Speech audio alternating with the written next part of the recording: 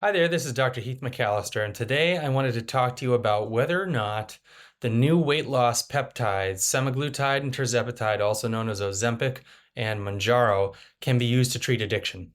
So this is not something that was originally intended for these class of drugs. These class of drugs were originally for diabetics, type 2 diabetics, and then they recently were repurposed for people to lose weight, and they usually do that pretty effectively.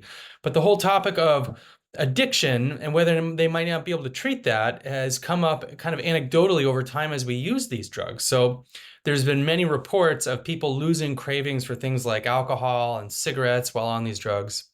And it turns out there may actually be some science related to that.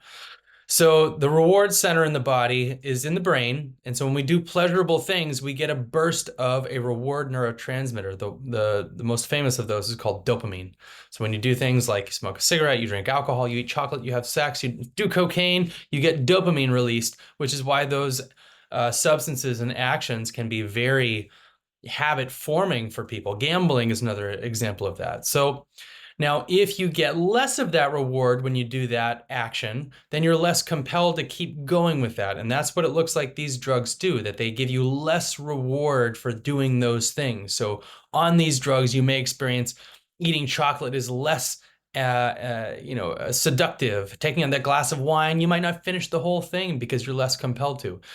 Now, the science is early on this. There's been some rat studies that show that rats taking either the semaglutide or the tirzepatide usually consume 50% less alcohol when they become dependent on it. So there does seem to be some trend there.